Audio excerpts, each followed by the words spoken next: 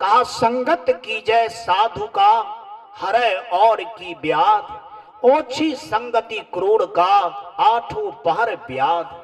कहा जो व्यक्ति साधु का संग करता है वह व्यक्ति के जीवन में आठों पहर सुख और शांति निवास करता है और सदा के लिए उनके जीवन से दुख भाग जाता है। कहा जो इनसे विपरीत है, जो संतों का संग नहीं कर पाता है, जो संतों के परम तीर्थ में स्नान नहीं कर पाता है, तो शायद आप सब लोग को पता होगा कि अगर दिन है तो रात नहीं होगी, अगर रात है तो दिन नहीं होगा, अगर लिया नहीं है तो इसका मतलब है कि समान है, अगर ऊंचा है तो लिया है, सुख है तो दुख है, दुख है तो सुख है। मेरा कहने का तात्पर्य ये है कि वास्तव में साधु का संग अगर नहीं है तो इसका मतलब है कि अपना लोग कुसंग में अपने जीवन को यापन करते होंगे। अगर साधु का संग नहीं है तो इसका मतलब है कि अपना लोग के जीवन में शुभ नहीं है, इसका मतलब है कि अशुभ है, कुसंग में अपना लोग जीवन यापन करते हैं।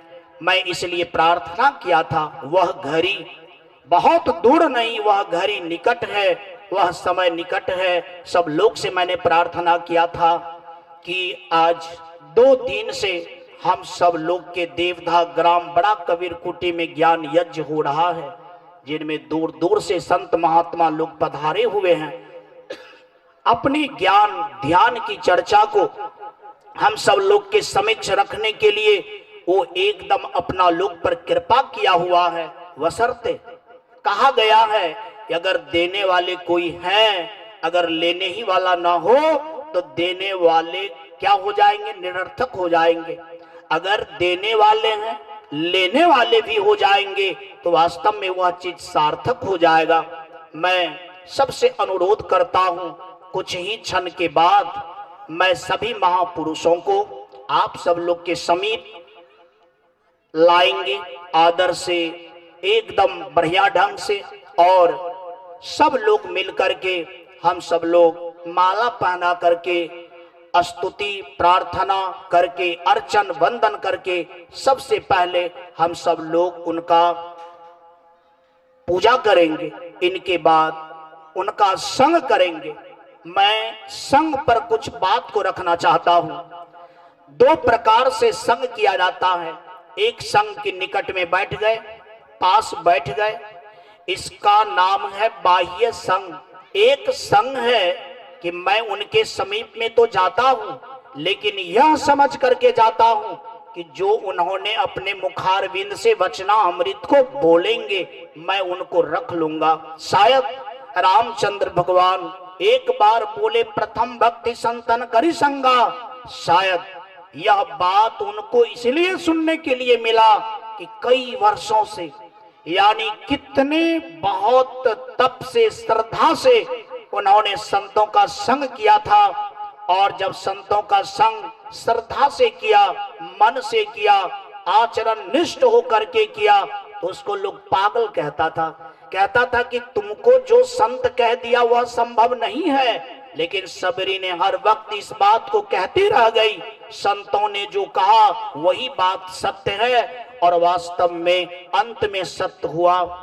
जो व्यक्ति संतों के बातों पर विश्वास करके चलता है, शायद उन्हीं के जीवन में बहुत सारा चीज का अनुभव होता है और उन्हीं के जीवन में परमात्मा भी सन्निकट होता है। मैं सबसे अनुरोध करता हूं कि हम सभी लोग संतों से अपने जीवन को जोड़ें, और संतों से जोड़ने का अर्थ होता है कि संत का जो गुण है उनसे जुड़ें, और संत का प्रमुख गुण है कि जो शांति को प्राप्त कर लेता है उन्हें संत कहता है, और शांति को वही व्यक्ति प्राप्त करता है जो व्यक्ति संत सम्राट सदगुरु कबीर साहब के शब्दों से गुजरता है।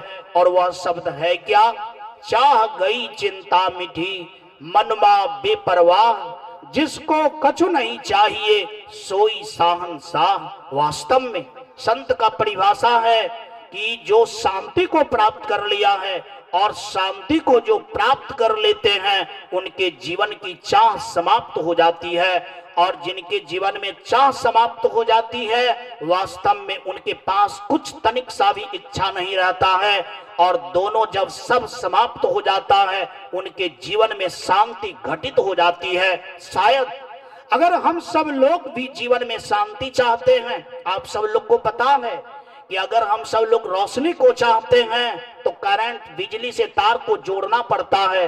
वास्तव में अंधेरा को चाहते हैं तो फिर किसी से जोड़ने की आवश्यकता नहीं है, ऑटोमेटिक अंधेरा अपना लोग के समीप आ जाएगी और आना ही है। शायद अपना सब लोग भी अपने जीवन को चमकाना चाहते हैं। चमकाने का अर्थ होता है शांति को लाना चाहते हैं, परम सुख को लाना चाहते हैं, तो तार को जोड़ना पड़ेगा और आपको देखना पड़ेगा कि वह शांति है कहाँ और वो शांति की खजाना कहाँ पर निवास करता है। शायद वही शांति संतों के पास रहता है। जब अपना लोग संतों से जुड़ जाएंगे तो परम शांति से अपना लोग का तार का जुड़ाव हो जाएगा, और जब तार का जुड़ाव होता है तो वास्तव में एक दूसरे से जैसे बिजली आदान प्रदान होता है, प्रवाहित धारा चलती है, ठीक उसी तरह से संतों का जो परम शांति है, संतों का जो ज्ञान है, संतों का जो ध्यान है, तब वो अपना लोग के जीवन में प्रवाहित होता है। और प्रवाहित का फल है शांति, प्रवाहित का फल है परम सुख, प्रवाहित का फल है वास्तव में जीवन की उज्ज्वलता। इसलिए मैं बार बार इस तरह से अनुरोध करता हूं आप सब लोग से कि हम लोग के बीच अभी विराजमान संत मंचासीन हैं, जो ललमनिया से आए हुए हैं, जो संत श्री श्याम सुंदर साहब जी हैं।